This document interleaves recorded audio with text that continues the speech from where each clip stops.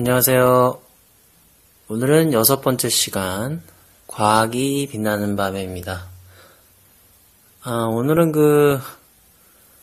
별 속에서 물질들이 생겨나는 과정에 대해서 이제 이야기해 보기로 했죠. 여기서 생겨나는 물질들이라는 것은 원자들을 의미합니다. 다양한 종류의 원자들, 탄소나 산소, 질소라던가 이런 원자들인데요.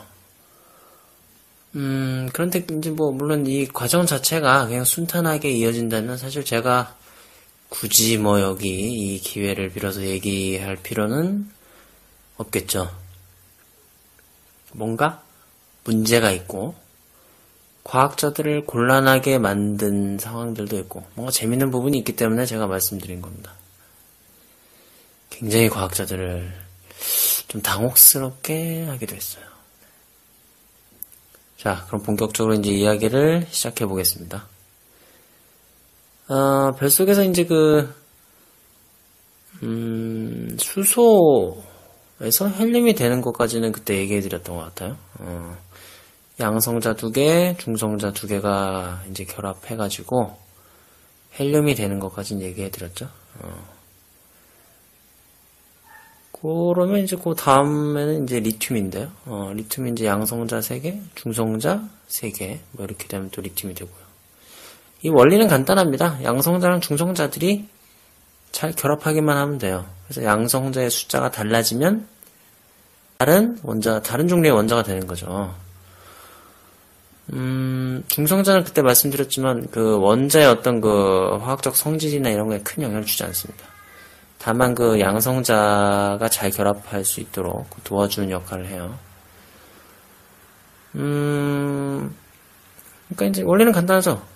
탄소 같은 경우에는 양성자 6개고, 질소 같은 경우에는 이제 양성자 7개고요. 산소 같은 경우에는 8개죠. 이런 식으로 계속 결합하기만 하면 계속 다양한 종류의 원자들이 생길 수는 있어요. 원리는 간단하죠. 그런데 문제가 바로 생깁니다. 바로 생겨요. 헬륨까지는 잘 결합해서 헬륨 자체는 안정하게 잘 결합이 되어 있는데, 그 다음 이제 리튬이랑 베릴륨 이런 것들이 만들어지고 걔네들이 안정하게 존재를 해요. 그걸 또 기반으로 해서 그 다음 원자들이 이제 생길 거 아닙니까?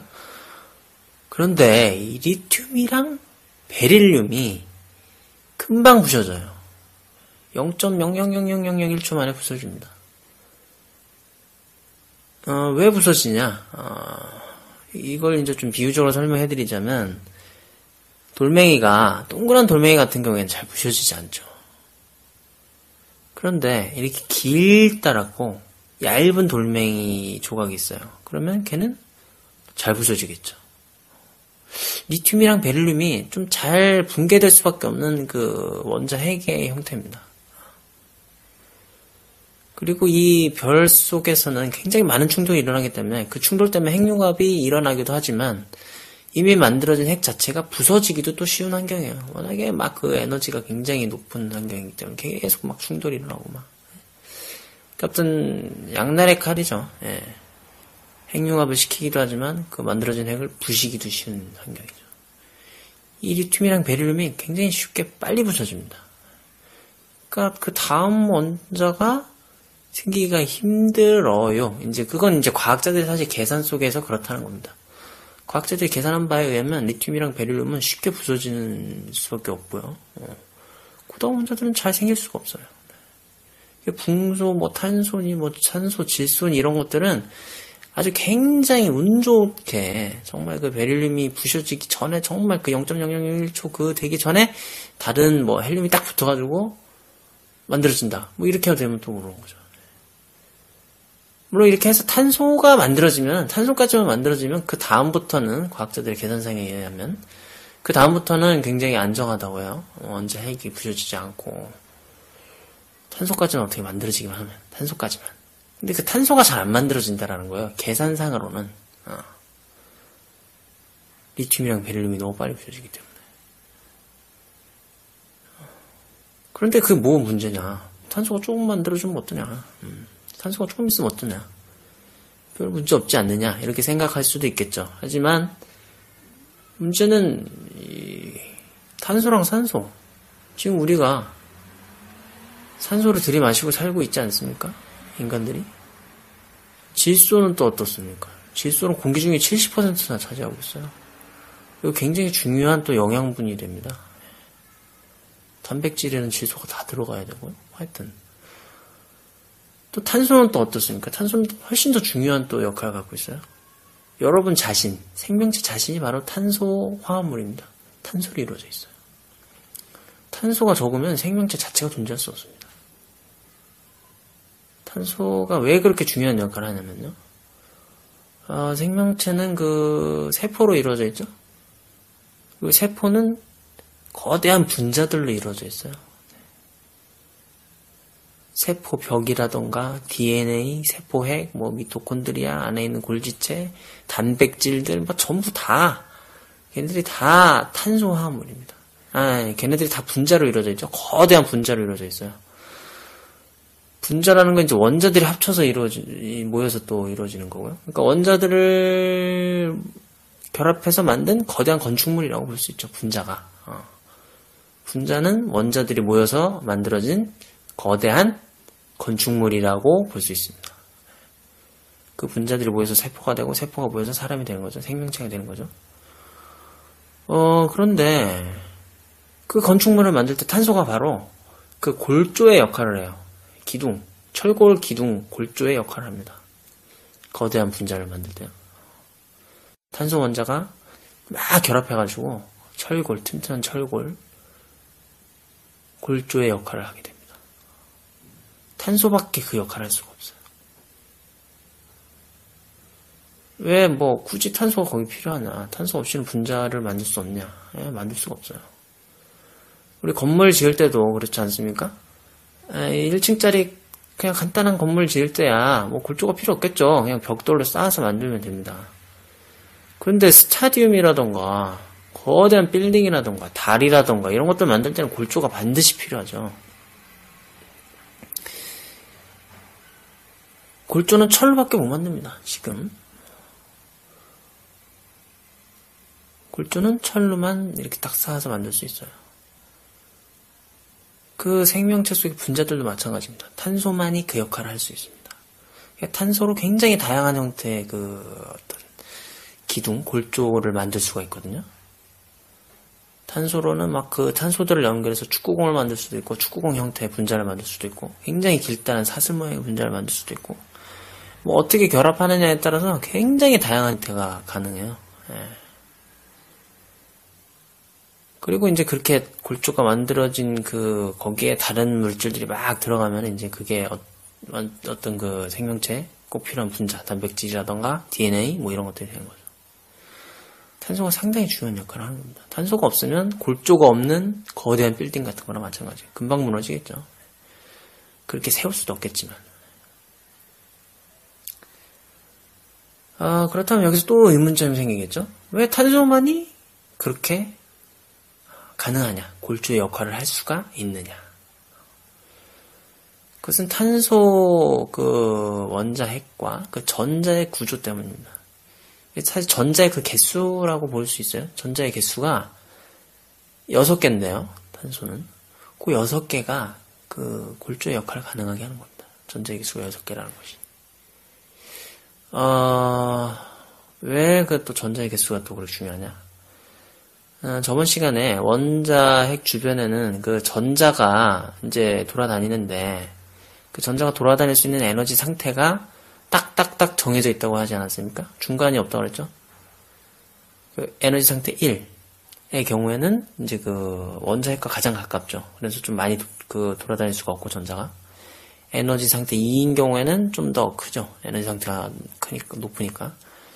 그래서 거긴 좀 더 전자가 자유롭게 돌아다닐 수 있고, 그 다음 에너지 상태 3은 좀 더 크죠. 탄소 같은 경우에는 에너지 상태 1, 모든 원자가 그렇지만 에너지 상태 1에는 전자가 2개 들어갈 수 있습니다. 좀 좁죠? 거긴 자리가 좁아요. 에너지 상태가 낮으니까, 원자핵하고 가깝고. 그리고 에너지 상태 2에는, 우리가 이제 에너지 준이라고 부르는데, 그 에너지 상태 2에는 전자가 8개가 들어갈 수 있어요. 8개. 그 다음에 에너지 상태 3에는 16개인가? 그랬던 것 같은데요. 탄소 같은 경우에는 에너지 상태 1은 일단 2개를 채웁니다. 그래서 거기는 이제 별 상관이 없게 돼요. 이제 나머지 4개, 원자 4개 남았죠? 원자 4개가 에너지 상태 2에 들어가게 됩니다. 그럼 빈자리가 4개가 남죠. 에너지 상태 2에는. 근데 여기서 또 우리가 생각해 봐야 될 건, 원자들의 성향이, 모든 원자들의 성향이 그 에너지 상태를 어떻게든 채우던지 아니면 에너지 상태를 깨끗이 없애버리던가. 에너지 상태가 이렇게 애매모호하게 비어있는 거를 좋아하지 않아요. 아예 에너지 상태를 없애든지 그 에너지 상태를 다른 전자들로 채우려고 하는 경향을 갖고 있습니다. 탄소 같은 경우는 애매해요. 전자가 4개가 있기 때문에 리튬이나 베릴륨 같은 경우에는 이제 그 전자가 3개고 베릴륨 같은 경우에는 전자가 이제 4개인데요. 이럴 경우에는 에너지 상태 1을 채우고 에너지 상태 2에는 리튬의 전자가 하나밖에 없어요. 리튬은. 그럼 어떻게 됩니까? 그 전자를 버리면 에너지 상태 2는 깨끗이 비워지게 됩니다. 리튬은 전자가 3개고 그 전자 3개 중에서 2개는 에너지 상태 1에 들어가 있고 에너지 상태 2에 전자 딱 하나 있는데 그 전자를 그냥 띄워버리면 에너지 상태 2는 깨끗이 사라져버리고 리튬은 그 애매모호한 상태에서 벗어나는 거죠. 베릴륨 같은 경우에도 똑같은데 에너지 상태 1은 이미 전자 2개를 채우고 에너지 상태 2는 전자 2개 그냥 버려버리면 됩니다. 2개밖에 안 되니까요. 근데 이 탄소 같은 경우는 애매해요. 딱 중간입니다. 4개. 빈자리가 4개예요. 이 4개를 버릴 수는 없어요. 너무 많아요. 버리기 부담스럽죠. 그러면 나머지 4자리를 채우는 게 낫죠. 채워야 됩니다. 그러면 원자 4개와 결합할 수 있게 돼요. 그래서 탄소들은 자기들끼리도 굉장히 잘 결합합니다. 어떻게 결합하느냐? 이 전자를 공유하는 거예요. 그 빈자리를 채워주는 겁니다. 다른 원자의 전자로. 요거 결합하는 걸 가장 쉽게 볼 수 있는 게 수소. 수소 같은 경우에는 전자가 하나짜리죠. 양성자가 하나고 전자가 하나입니다. 그럼 전자가 하나니까 에너지 상태 1에서 빈자리가 몇 개죠? 하나예요, 하나. 빈자리가 하나 있어요. 그리고 자기 또 가지고 있는 전자가 하나입니다. 그럼 탄소랑 결합하면 탄소의 전자 하나를 자기 거의 그 빈자리에다가 끼워 놓고 자기 거의 전자 하나는 탄소의 빈자리에다 끼워 넣는 겁니다. 그래서 서로 공유하게 되는 거죠, 전자를. 이걸 공유결합이라고 해요. 서로의 빈자리를 채워주는 거죠. 그러면서 이제 서로 붙어있게 되는 거죠. 그래서 그걸 공유결합이라고 하는데, 탄소 주변에 수소가 4개가 결합할 수 있어요, 그러면. 빈자리가 4개고, 탄소한테서 얻어올 수 있는 전자가 또 4개니까. 서로 주고받으면서 원자가 4개씩 결합할 수 있는 겁니다. 그래서 탄소 하나에 수소 4개가 결합한 거를 요걸 메탄, 천연가스죠? 천연가스의 주성분이 그겁니다. 또 그 자리에 또 다른 원자들도 얼마든지 들어올 수 있죠. 탄소들끼리 특히 또 잘 결합해요. 그래가지고 굉장히 긴 사슬을 만들 수 있습니다. 뭐 사슬도 만들 수 있고, 뭐 축구공도 만들 수 있고, 서로 잘 결합하기 때문에. 근데 또 반대로 산소 같은 경우에는 전자가 8개인데요. 그렇게 되면은 2개는 이제 에너지 상태 1을 채우고 나머지 6개로는 에너지 상태 2를 채웁니다. 그럼 빈자리가 2개밖에 안 남아요. 그럼 결합이 2개밖에 안 되는 겁니다. 전자가 많다고 해서 많이 결합할 수 있는 게 아니에요. 그 에너지의 빈자리가 어떻게 남느냐, 그게 상당히 중요한데 이 4개가 제일 적당하다. 빈자리가 4개일 때 가장 많은 결합을 할 수 있죠. 점점 결합하는 숫자가 떨어지지 않습니까? 산소는 전자가 더 많은데도 불구하고 2개만 결합할 수 있어요. 또 재밌는 건 산소는 이제 빈자리가 2개밖에 없기 때문에 굉장히 탐욕스러워요. 2개만 채우면 되잖아요. 막 가서 결합해버립니다. 굉장히 빠르게 결합해요. 탐욕스럽죠, 아주. 그래서 산소는 산화시킨다 그러죠? 예. 그게 바로 산소가 가서 결합한 거예요. 철도 산화철이 있고, 산화알루미늄, 산화구리, 산소가 산화시키지, 가서 안 들러붙는 데가 없어요. 다 가서 들러붙어가지고, 다 산화시켜버려요. 철은 녹슬게 만들고, 다, 예? 가가지고 다 망가뜨려요. 산소. 산소화 시키는 거예요. 산소가 가서 막 달라붙습니다. 살아. 산소가 그렇게 막 그 뭔가 좋은 물질인 것 같지만 생명체에게 굉장히 좀 치명적일 수도 있어요. 워낙에 가서 결합을 잘하니까 그 조직 자체를 파괴할 수도 있거든요. 그래서 조심해야 됩니다. 뭐 하여튼 이제 그 산소의 유독성에 관해서 나중에 또 이제 지구 이야기가 나올 때 말씀드리기로 하고요. 그래서 탄소 같은 경우에 딱 결합해야 좋아요.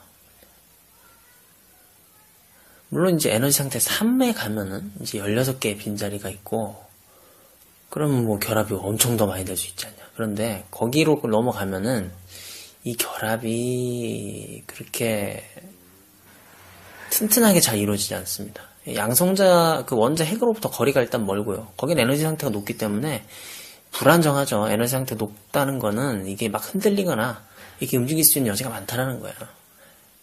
에너지 상태가 높다라는 거는 결합 자체가 좀 불안정할 수 있고요.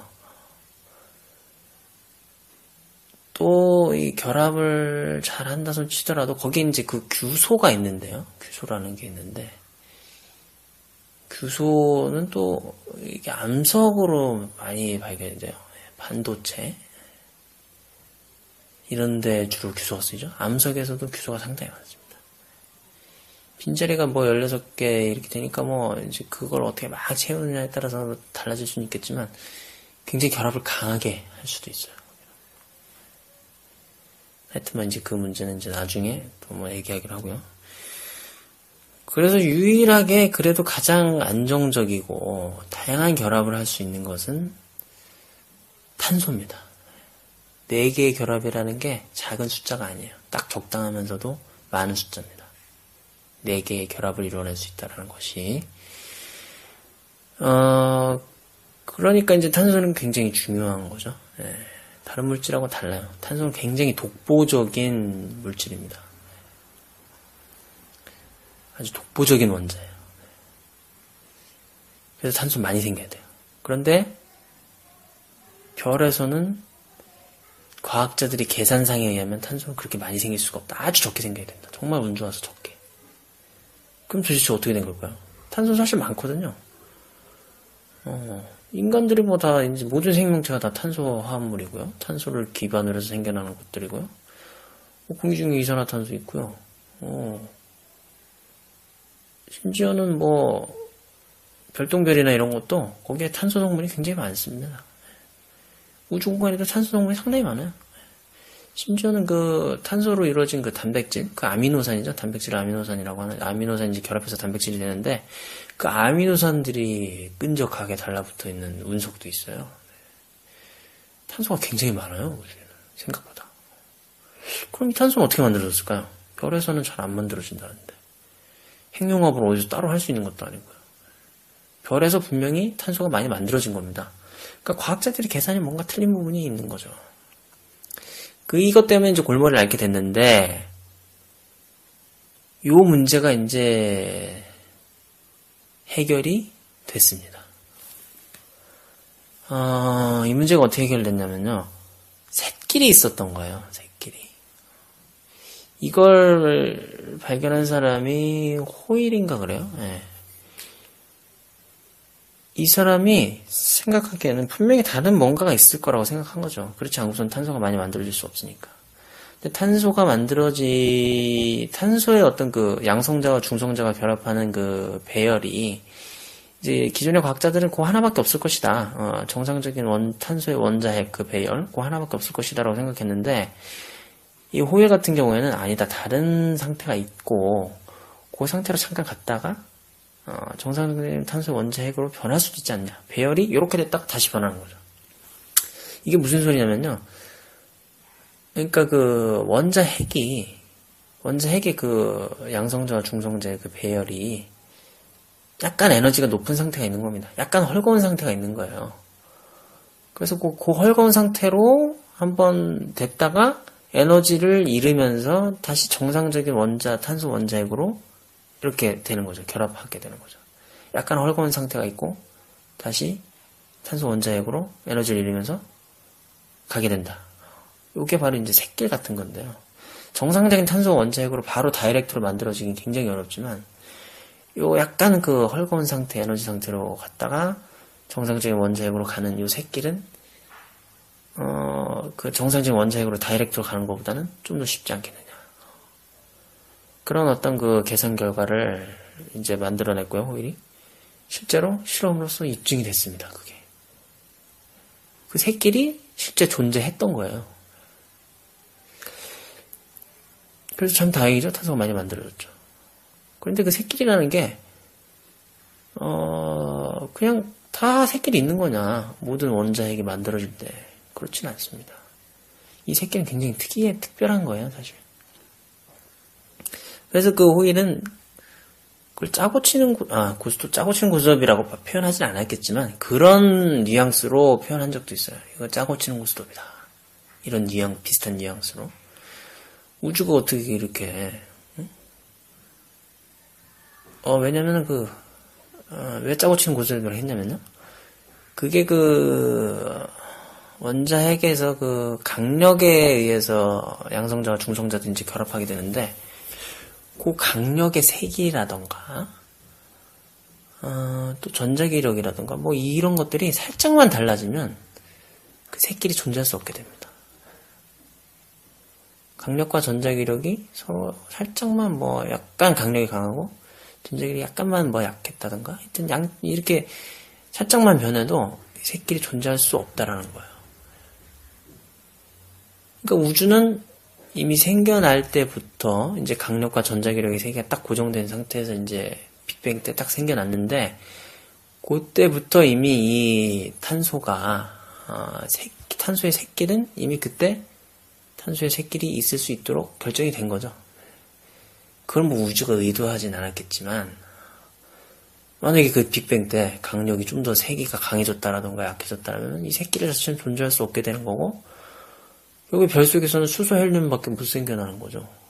탄소는 아주 정말 운전에 조금 생겨나는 거고. 그러면 이 우주에는 생명체가 존재할 수 없게 되는 거죠. 탄소가 없으면 생명체가 할 수가 없거든요.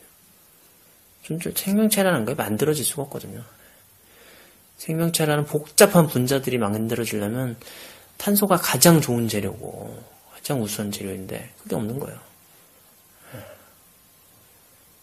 건물들, 철골 구조가 없으면 물론 건물은 만들 수 있겠죠. 하지만 철골 구조가 없기 때문에 건물은 높은 건물, 복잡한 건물은 못 만드는 겁니다. 조그만 단층 건물들 정도를 만들 수 있게 되죠. 탄소가 없으면 분자가 아주 간단한 형태밖에 없습니다. 거대 분자 이런 건 만들 수가 없게 돼요. 원자의 화학 결합이 그런 식으로 될 수밖에 없기 때문에. 그래서 탄소는 그 짜고 치는 고스톱 같은 굉장히 그 적절한 그 힘의 조율, 그것 때문에 생겨날 수 있었고, 별 속에서. 참 교묘하게 생겨난, 좀 교묘해 보이기도 해요. 교묘한 느낌이 들기도 합니다. 그렇게 생겨난 탄소 때문에 생명체가 지금도 존재할 수 있는 거예요. 여러분들의 몸속에 있는 탄소는 다 그렇게 교묘한 그 과정에 의해서, 교묘한 어떤 균형에 의해서 생겨난 것들입니다. 여러분들 몸속에 있는 탄소, 여러분들의 핸드폰의 그 플라스틱이라든가 이런 것도 다 탄소 화합물인데요. 그것도 다 몇십억 년, 거의 100억 년 전에 그 별 속에서 만들어진, 교묘하게 만들어진, 샛길로 잘 가가지고 만들어진 탄소로 만들어진 겁니다. 세상이 좀 달라 보이시나요? 저도 아주 오늘 재밌었습니다.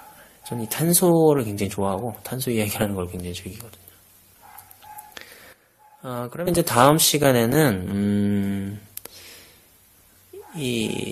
우리가 별 속에서 탄소가 만들어지잖아요. 근데 우리는 지금 별 속에 있지 않죠. 생명체들은.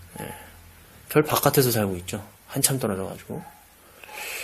그럼 별 속에 있는 탄소가 어떻게 이 바깥으로 나와가지고 우리 이렇게 생명체가 됐을까요? 그 부분도 굉장히 그 미묘한 그런 부분이 있습니다. 문제가 있고, 이 골머리를 앓게 되는 문제인데요. 그 부분에 대해서는 이제 다음 시간에 말씀을 드리도록 하겠습니다. 오늘 이게 소음이 많이 들리네요. 이 개가 자꾸 짖고. 네, 하여튼 다음 시간에 뵙겠습니다. 마치겠습니다.